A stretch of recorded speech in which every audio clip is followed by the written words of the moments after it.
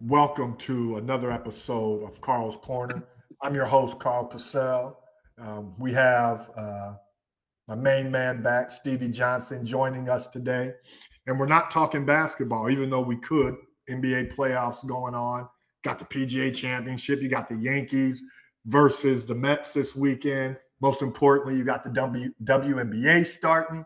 But Yes. we want to take it back to this NFL draft and the upcoming NFL football season and what has occurred with Shedeur Sanders now that they're in their rookie mini camp.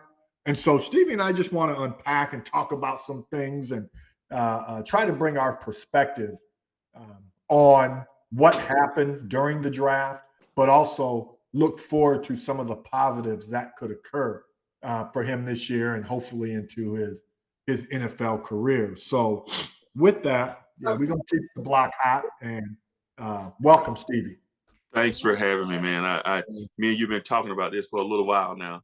Yeah, I'm so glad we got a chance to get on here and kind of just share our perspectives on how yeah, everything, and we've learned a lot more since. since we first started talking about it. So Yeah. let's just take it back to the draft and what happened Mhm. there because we all know projected first rounder went fifth round. But let's talk about not just where he ended up in the draft, but also what was being said, Yeah. um, and how it's so completely different for him in comparison to maybe some other athletes that um, in the past that got drafted higher or even lower. Yeah. And it's funny because he was projected second quarterback, not Mhm. first round. He was projected to be Cam Ward going to be the first, Yep. Yep. and he should be the second one taken. Yep. That's what we thought. All the experts, and The it's same. so funny because I was watching the draft, and I was only really watching the draft. I want to see all the kids go, but I was interested in him. Him and his Yeah. dad coming into college football changed the project. Yes. Everybody know it's like Caitlin Clark when she came in WNBA. When Yeah. Prime came, we was watching all the Colorado games. Most Yeah. people were probably watching this, wanting to see him fail, Yes, but they I was were. just But excited. He came from this, and now he's here. So he was projected to be the second pick behind Cam Ward. But mm, right before the draft call, we started hearing little things. mm, Little yep. things were being said. Yep. And I remember watching First Takes, and Steve and they were like, why are these things being said? This Mhm. kid's never been in trouble. Right. You see what he's been doing on the field. He led college football in percentage. Yep. Why is these things? So we never got a good idea of what was going on. Right. And I was talking to my brother. I'm like, I don't know. I didn't think he was going to slide to the fifth round, Shouldn't have. but I thought with all the rumblings, I'm like, something's not right here, Yeah. but I didn't know what. So when me and you, when we first started watching and we seen what's going on, we was just like, what is going on? Why are they doing this? So it's just been a lot to unpack. And then the sad thing is we're starting to get these rumblings. Oh, this person said this, or he did this in the interview. The Giants said this, which I don't remember us ever hearing about anything. That stuff never comes out before or even after the fact. Because we see how Aaron Rodgers, how he carried himself now, and some of Yeah. the things he said. Yeah. And you remember he dropped in his draft. Yep. And I have to assume like his character has always been kind of like it is now. Yeah. Yeah. He's So consistent at least. right, I would love to know some of the things he said in his interviews, how he Yeah. acted. And it's Right. just it to me. I was just so. That's a day. That's a day that a kid growing up. He had a. A Not dream. only did he have an NFL dad, he Yeah. had a generational talent that we've never seen anything like his dad. Right. Absolutely. To That's a be, whole nother level of the game. yeah, Yeah. to be able to grow up Hmm. and not even know. I look at some of the interviews with him and his dad, and Yeah. going back and forth, and he's talking about, "Oh, I got more swagger than you." Yeah. This. And those kids, I don't think his kids really understand who their Yeah, dad is. their perspective can't He's dad. even fathom. Right. Your dad was he played two sports in the pros, not wasn't just a two sports star in high school and college, but at the major league level. Yes. And Wow. he is the reason why they use the shutdown corner. Yeah, absolutely. Let him have this side. He's the reason they came up with that. But just soaking in all that knowledge, his dad's been there with him all the way. Yeah. And I find it, and you and I have spoken about this, and it bothers me that a father like that who's been with his kids all this time is remind me of Serena Williams' father. Yep. Lamar Ball father. You remember how crazy everybody thought Serena these kids ain't gonna be what you think they are. And you a crazy dad, Tiger Woods' dad, Earl. It's the same. They did not like the fact that these guys were so adamant about their children's success. And they saw something and they knew something that we didn't. And me and you we talk about your son and his growth. You see your son every day. Yeah. You saw where he came from. So your perspective is going to be a little different. You might have to back him sometimes and say, oh, I'm the father. So let me see. Am I looking at this objectively? And I do. You sent me stuff. And I know the reason why you sent. I'm like, no, Carl. He's looking. You're right. He's on track. Keep going. Yeah. So sometimes we may have blinded, but it seemed like he's penalized. Oh, he just want to coach his kid at every level. He's coached him since who don't? Okay. Yeah, especially if you got a kid that's as talented as that. Yeah, you want to be able to say, I can help guide that, not just in the house, but on the field. So that to me, with them saying, well, this is not even about Shedeur, it's about his dad. Yeah. They needed to put him in his place or whatever, put Shedeur in his place. All I know, I've never heard a bad thing about Shedeur's character. His character. Well, let's just stop there for a second, because I think that's one of the biggest pieces that I would say disappoints me in this whole process. His stats, either they lied about his stats or we didn't really see what we thought we saw on the television week to week, and that they've been able to hide so much of his bad character. But none of that is true. So what is it about this young man, outside of him maybe having the cars and the jewelry, that other kids his age? It's a different climate.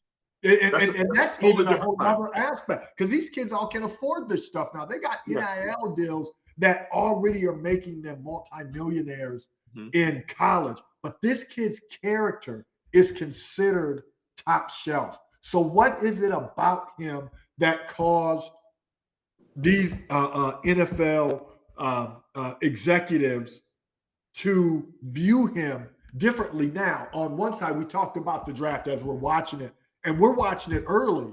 We're watching it the first day. Oh, we're watching it the second day.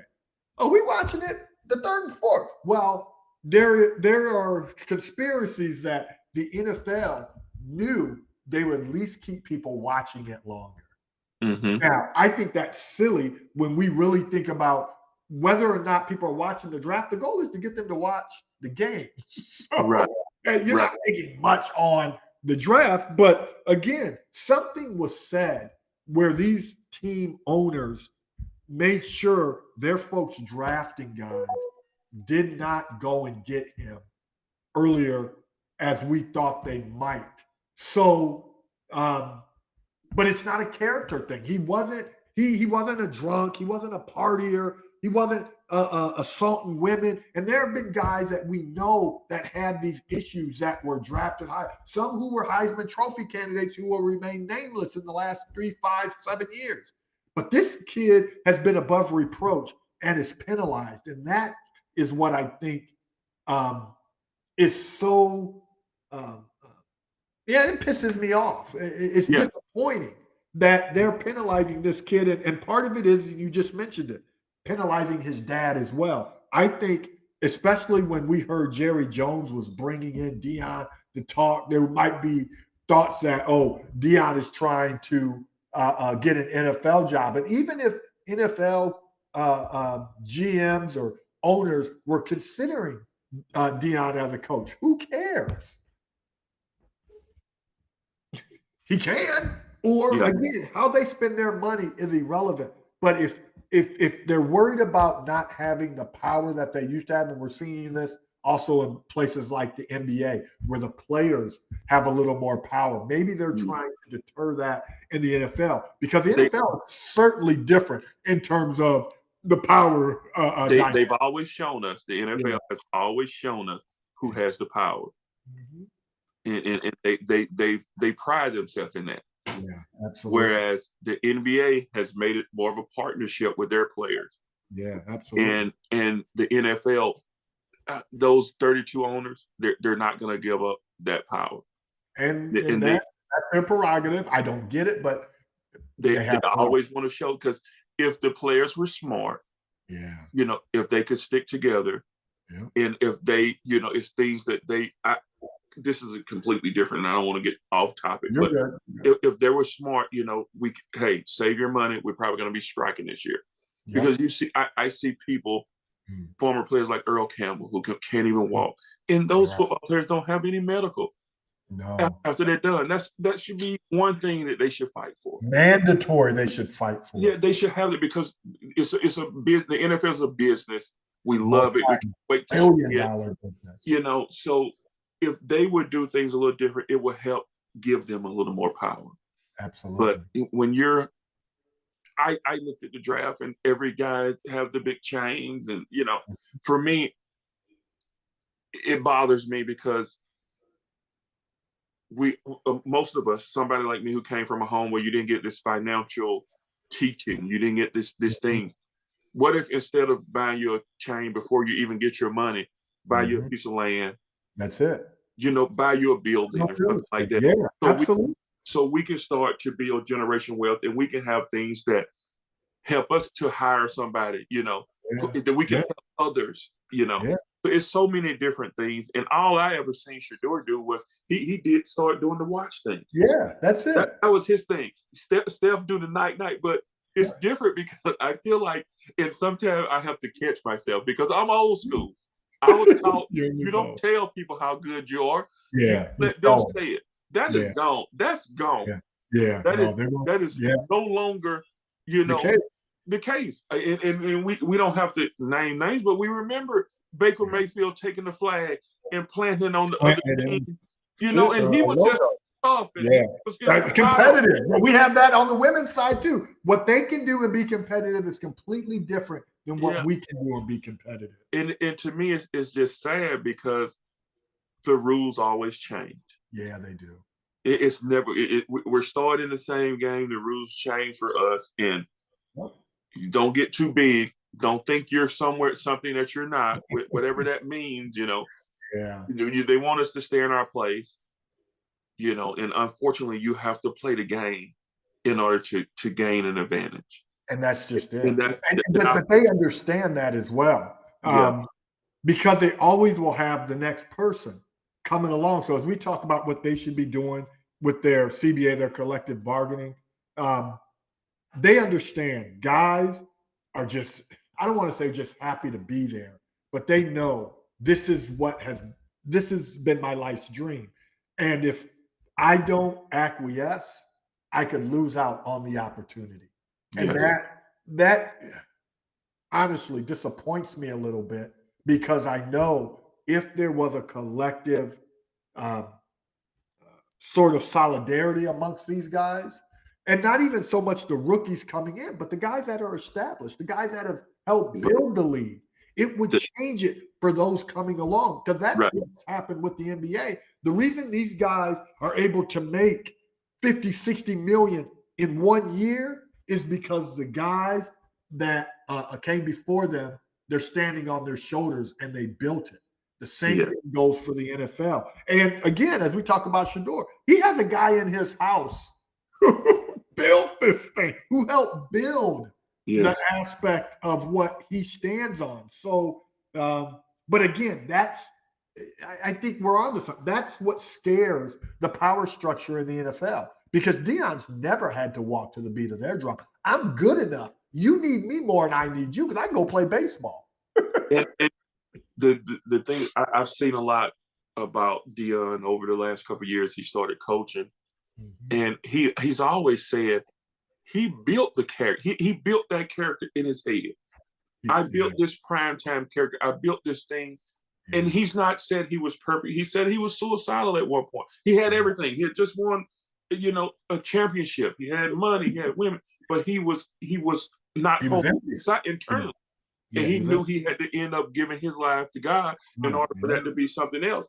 Yeah. But he said, like, I built this character, so I looked at how much money a cornerback was making. Like, this is it. So he started making his alter ego to brand himself. He did the branding before anybody even knew what it was. You knew what it was. You know, I remember when him and Jerry Rice became teammates. Jerry was so pissed, like he's gonna blow up for us. You know, he shipped a Lamborghini to when they would have played in the Super Bowl, and they're like, we need to focus. Dion said we gonna beat them by 40. You know, but that was unheard of during that time. So like I can see, like, this is sure their dad. I can only imagine some of the conversation they've had. I can't even. And like, but I to go back to, you know, some of the things that's being said about him in the interviews. He came in the interview, he did this and that, and how that come out. I would like to think that not all of that is true.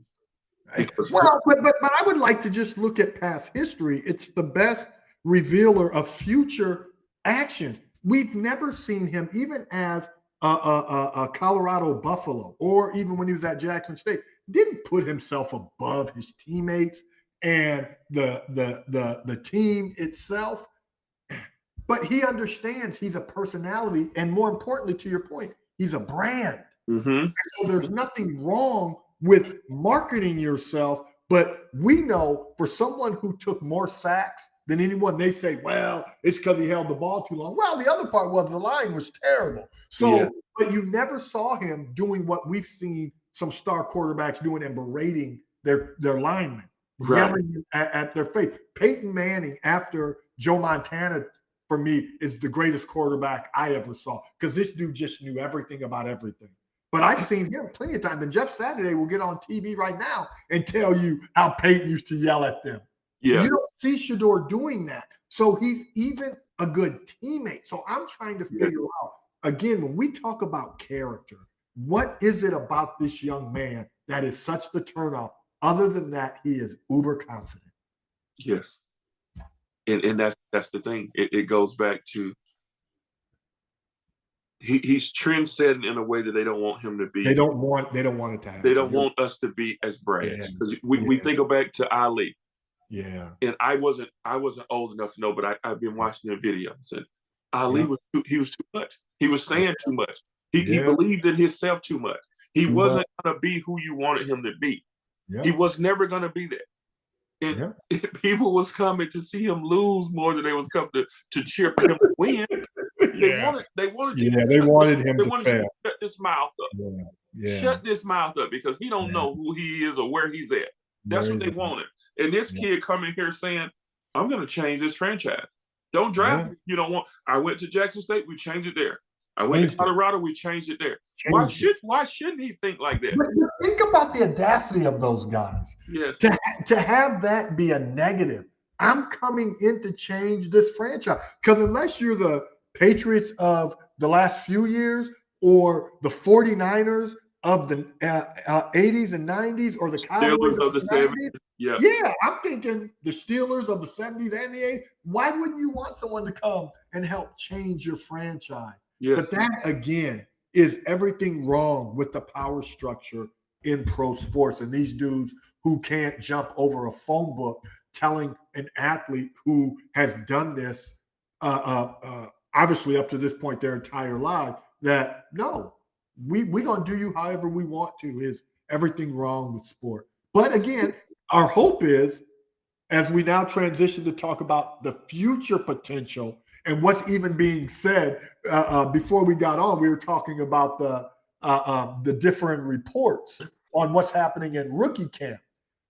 Now, he's battling for a starting job. We know Deshaun Watson will probably not play because of the Achilles injury from last year. And you bring in Joe Flacco, who is at the end of his career. But Shedeur is battling for a starting spot. So let's talk a little bit about what we've heard back and forth, good, bad, or indifferent, with what's happening at rookie minicamp so far. Several different reports. one report, I've seen some of the throws he made, and they said his accuracy is what we thought it was. Before the draft, he's very accurate. He can make any throw in the field. And some reports said he was. I saw something. I don't remember who said it, but how his teammates galvanized around. Like awesome. You can tell the type of leader he is. They took a photo, and he didn't put himself in the middle of the photo. Everybody ended up being around him. The balls get in the the middle of the photo. It's simple things like that that you want your quarterback to go in that locker room, not put himself above anybody, and he's not going to put himself above. He was drafted in the 5th round. So he can't say I'm the number 1 overall draft pick or right first round. He's got to come in there and with his play, win those guys over. Sorry, okay. With his play, he's got to win everybody over, and I think that's what he's trying to do. Good. And I don't want to hear anything. I don't want to hear, anything. I don't want to hear anything but him getting in there and proving everybody, make everybody who had one bad word to say about him is make them eat their words. All the teams who passed on him. Everybody know who needed. The Pittsburgh don't have a quarterback right now. Still, the quarterback retired, and they picked somebody above. I want those guys to succeed. I don't want the people who but I want him to be able to prove that you guys were wrong about me. And we've seen Tom Brady was drafted very low. Go.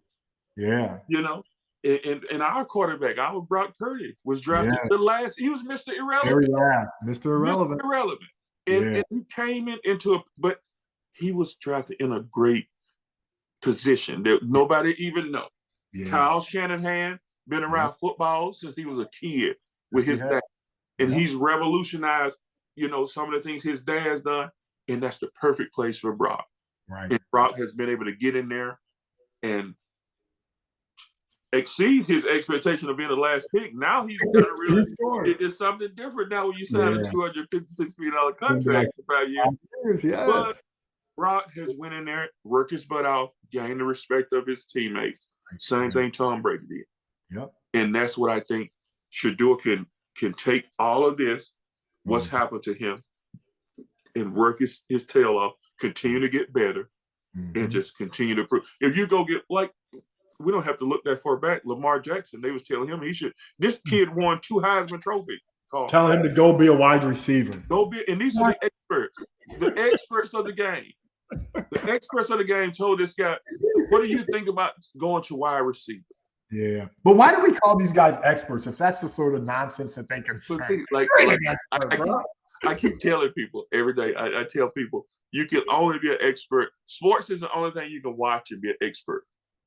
I don't care how many heart surgeries I watch on television. If never been to a heart surgery. You're my brother. You're my brother. And if something wrong with your heart, I said, Carl, I watched this surgery over 3 days. I can do this. I think you're gonna go with somebody who went to school and actually has done this for real. It actually has done it. Yeah. I've watched people take off in the plane 1 million times. I want you to get in here with me on the first try. Right. No, that's not that. Sports is the only thing. The only thing expert by watching. That is awesome. Stephen A. Smith of the world. And Stephen A. played a little basketball, but people we see it every. Skip Bayless is over there. They get on TV and they talk their stuff and they're experts. Everybody is an expert. Basketball, I can tell you more about basketball than you, and it makes the athletes sometimes upset, but they can't articulate themselves well enough. Right. These guys are speaking a little better, so it makes them the expert in the game, expert. No. I don't think their delivery is good, but they couldn't even perform a third of what these athletes are actually doing. And I've always said, I love the game of basketball, but I could think it better than I could actually do it. Don't ask my body to do it. Now thinking about it, I could see the game, but I couldn't do the game. But that's what makes the greatest coaches. Right, absolutely. The greatest coaches are the ones who have to think about it. Me and you talked when I was younger. things that just came natural for me, just having God-given ability. Right. My teammates may have to think about, well, in order for me to go right, I have to take this step first. I never thought about taking this step. That step just happened. You know, and that's what set the athlete apart. Yeah. But all these experts, I was Shedeur, I would just keep Kobe kill list in high school. Tim Thomas, all the people who was above him. Yeah, go for him, go at him. Yeah, and that's what he's gonna have to do. But this is the beauty of what we're going to see, because they'll spend the next couple months truly getting ready for the season. But when this season starts, the NFL now will turn around on the other side and market all of the times he's on. We'll probably see the Browns in primetime. The Browns are a piss poor franchise, but we'll see them. The markets they'll end up in will be, especially if he ends up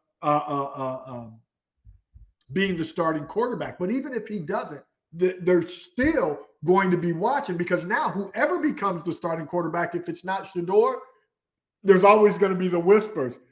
Then they're going to pan the camera to him as he's standing on the sideline. Should he be in there? And so, at one level, the NFL knows it's great for business, but they're also using it to squelch the opportunities of an individual who should not have been drafted in the 5th round. And that's the narrative that they've tried to put in there. Well, that's a distraction. Yeah. You don't want that. You don't want, every time the quarterback go in there and play bad, they're looking over that Shedeur. Right. And the Brown has been a bad organization. So guess what? They don't want to take him because who's a really good coach and everybody want? His dad. So that's the narrative that I've been. So crazy. We don't want them, because guess what? If he played bad the first 6 games, they can go and get Stevie Sanders, and Deion has coached his son. So they're scared of that. Yeah. So now even the coaches are going to be looking over their shoulders as well. So this is everything we've been hearing is the reason why he went in the 5th round. Right. Because if we bring him in, Deion going to have too much say. How is he going to have too much say? Right.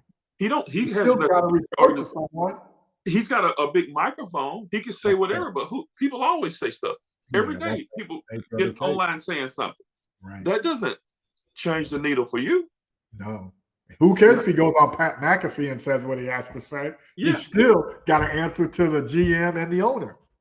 Exactly. So it's going to be interesting. I want him to do so well, and I want his brother Shiloh. Yeah, to do well. We never talk about him. I want him to get the opportunity, because he's a dog. He plays hard, and he'll hit any hard. He's with Ty Bowles. Ty Bowles known for his defense. Yeah, and I would like to see him get a chance. But I hope that Joe Flacco come in, and I hope Shedeur don't have to play right away. Right. Because you want him to be able to learn the game. It's so much faster than it was in college. And it's just so much to learn. Yes, it is. It could be a different system. Aaron Rodgers sit behind Brett Favre for a few years. Yeah. There's nothing wrong with Joe Montana. It's just that's the way it is. That's why I was hoping. I said, oh man, you know what? Wouldn't be a bad idea for the Rams to get him. Maybe the Rams, he can learn on their what is the quarterback name? Matthew Stafford. Matthew Stafford, who's a great quarterback, and under Tom McVay, all the things that he could do. He could sit there and learn. Matthews Stafford at the end of his career, a great quarterback. He could be in that room learning. Yeah. So that's what I'm hoping he's able to do, to learn from Flacco. Yeah. Because other than Flacco, you have Pickett, everybody else kind of trying to feel it. Green. Yeah, they're trying to figure it out as well. So I'm hoping that, he's able to sit for a little bit and just soak it all up. Yeah. Learn as much as he can. And when he get his shot, just go in there. Jordan Love is playing great now. Jordan Love had to sit behind Aaron Rodgers. Yeah. When he got his chance, he's shown what he can do. So Yeah. that And these guys, and again, I think people forget these guys are highly touted coming out of college. But we all know there are no promises when you get to the NFL. One, because systems, also players around you, because everyone has to perform. Um, the quarterback position is probably over scrutinized it is. because they make it all about if the team is bad, it's the quarterback's fault. And Yeah. I look at teams in Indianapolis that Peyton Manning played on. They might score 48 points, but they gave up 56. That ain't on the quarterback. It's on Yeah. the defense. And they never put the defense. He had very few years where the defense was one of the best in the NFL. So again, this quarterback position is over scrutinized. And so what I think is probably the main takeaway from what happened to Shedeur is good. Don't pick him first and making it his fault. Let him come in and learn, but give him the same opportunity you would give to the guy you drafted above him that didn't nearly have the college career that he did. Now, because I love it in sport, they always try to say it's a meritocracy. Well, let's prove it now. Mm-hmm. Let's prove it. Let them battle every day in practice, and you'll also see based on your teammates' reaction who has won them over, who they're going to bat for. So I'm hoping that this guy this summer gets the opportunity to learn because it might not be in his best interest, especially on a franchise that is as bad as it is. Even though their defense is halfway decent, but they've just been a bad team for the last few years. For him, waiting, not having to be thrown in the lion's den right away before he's truly ready. The defense has been good, but the problem with the offense haven't been able to sustain drive. Right. I don't care how good your defense is, and we it's a different era of football. Mm-hmm. So everything is different era in basketball and baseball. Yes. It's all about offense. People want to see points. We want points. Points sell, dunk sell. Defense doesn't sell. It wins, but it doesn't sell. In order to get people to the television, we want to see bombs every play. Yeah, absolutely. You know, so 56 attempts a game in throws just drives absolutely bonkers. But what I love that has nothing to do with what we're talking about is Derek Henry got a good contract this year. Absolutely. Saquon showed the importance of running backs again. Running back. So they were able to do that, and now they're getting their just due, and it's starting. You're going to need a running game if you're a quarterback. Well, but hopefully NFL teams now start level setting and going back to having balanced offenses. Yes. Because again, to keep putting all of the pressure on the quarterback to throw it 50 and 60 times a game instead of throwing it 35, 40, and then running it another 20 to 25 times will be the difference in some of these franchises being able to be good or at least be playoff ready. And that's why every Sunday it's 32 teams, 16 games. Yeah. We're upset at 16 quarterbacks. True story. Somebody has to lose. These are your number one picks usually. These are people who was just drafted a couple of years ago. They bringing up another batch next year. Yep. You know, somebody got to be the one you're pointing your finger at the reason we lost. Yeah. And it's sad. Unfortunately, you get a lot of the praise. You get the most money. The rules are there to protect you the most than anybody on the field. So unfortunately, you're gonna have to take a lot of the flack that comes with the position. Yeah. Unfortunately. Yeah. Yeah. So that I think that's a kind of where we want to end, because as we talk about the quarterback being kind of the focal point, because win or lose, they're going to get it. Our hope for Shedeur, obviously this year and into the future, is that he is in a system that truly plays the game of football, and it's offense, defense, and special teams. Coaching staff, front office, everyone is in concert in order to help them win. Because if not, we know here in 2 or 3 years, as long as he stays with this team, makes the team, he's going to be a free agent. Whatever they don't do for him now, someone, if he is demonstrated that he has the tools, someone will reward him appropriately. And so hopefully for him and anyone that comes after him that has to deal with the same thing aren't penalized for early success or for the the personality that seems larger, almost larger than life, and are still able to succeed. And I don't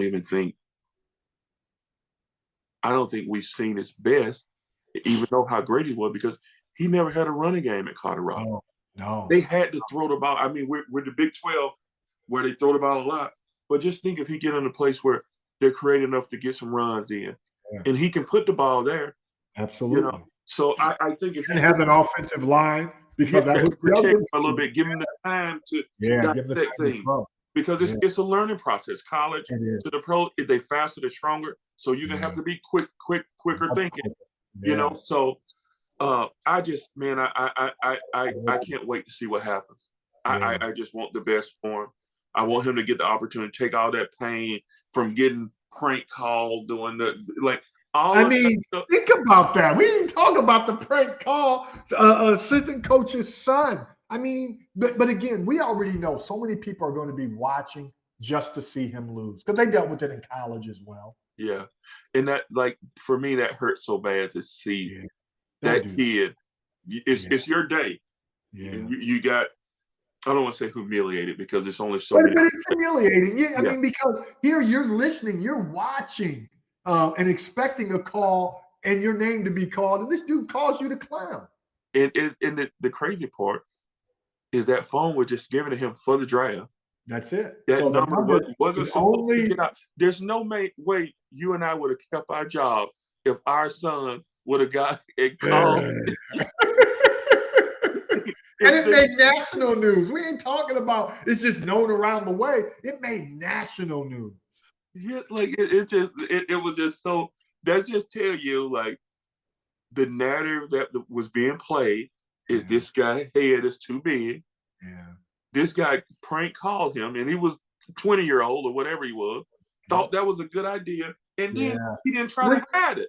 He recorded it. I mean, think about it. They recorded themselves. But that's even the generation that we live in. Listen, I'm glad I wasn't able to record the stupid stuff. But they're recording the foolishness. Yeah. So it's just use all that as motivation. Use all of that as motivation. And I just wish the best for him, and I want to see him succeed, and I think he will. I really do. I think he's made of the right stuff because he had one of the best athletes and showmen that we've ever seen in sports. So I know he all the wisdom that Prime just said over the airwaves. That boy forgot more than we've heard, than we've ever learned. So I think it's going to be all right. Well, Shedeur, we don't know if you'll ever hear this, but you have two individuals here that wish you the best and hope that your success far exceeds those who chose on draft day to try to demean and belittle your character. Again, this is Carl Cassell, Stevie Johnson on Carl's Corner, signing off. We'll see you next time. Thank you. Yeah, thank you, Stevie.